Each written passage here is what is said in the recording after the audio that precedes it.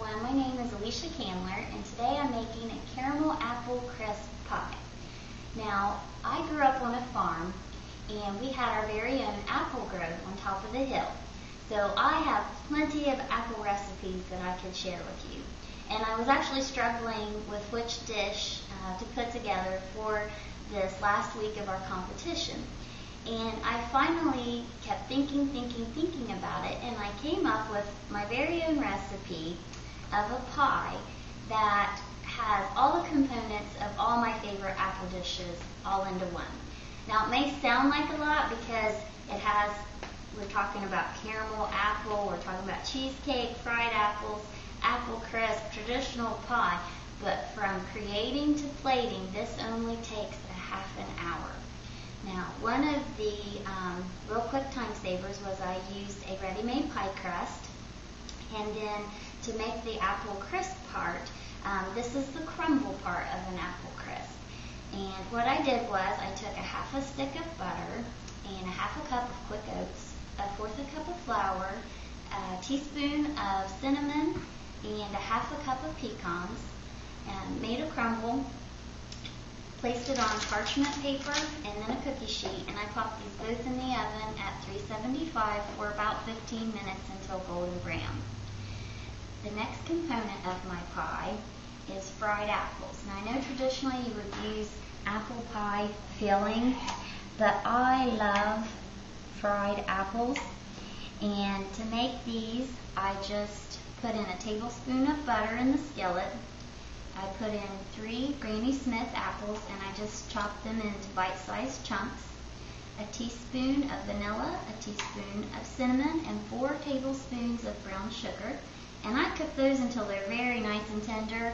I like my apple pie with my apples soft. Some people like them still a little crisp, so if that's the case, cook them a little less.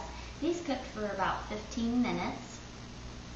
I chose fried apples because my grandmother had 2 things on the table every day of her married life with my grandfather, and that was fried apples and buttermilk biscuits. No matter what the meal was, there was always fried apples and buttermilk biscuits.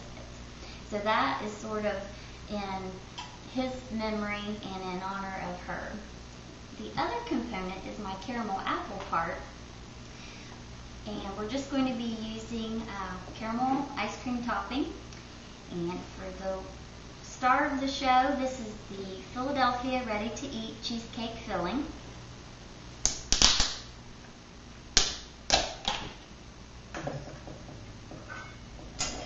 We're going to do 2 cups of this.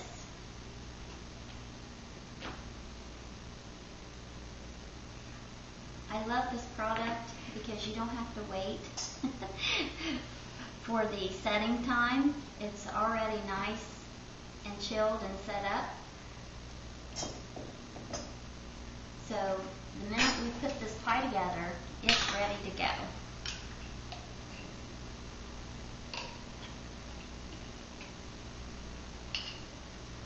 I'm just going to incorporate that all together.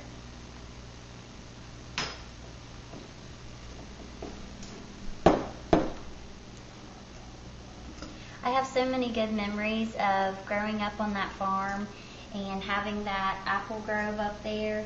I always like to think of it as family ties and apple pies. You know, my grandparents were married over 50 years before my grandfather passed away, and to think that every day of their married life, my grandmother made sure that he had his fried apples and biscuits. I just love that. She is the one who taught me how to love other people with your food.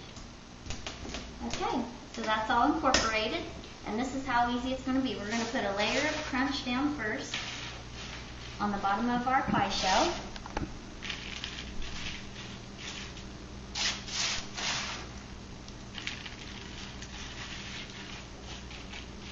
Just make sure it's covered there.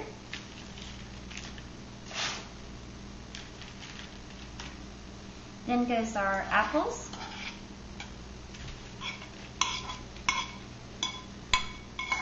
Here's to Grandma for over 50 years of fried apples. I'm just going to spread those evenly over the crunch.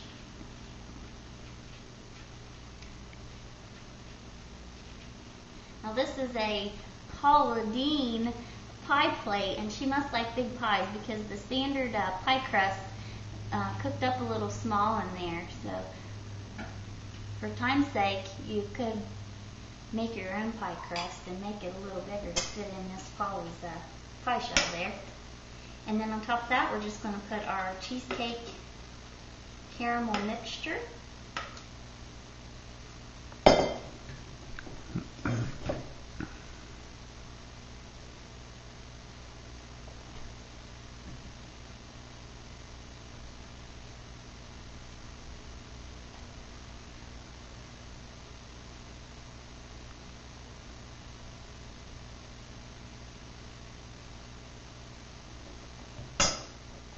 Clean that up there. And we're going to sprinkle the rest of the crunch on the top. Okay, so here is what the pie looks like after it's on the plate. We're going to taste it. With every bite, you're going to get crunch from that apple crisp crumble, delicious fried apple, and wonderful creamy Philadelphia cream cheese.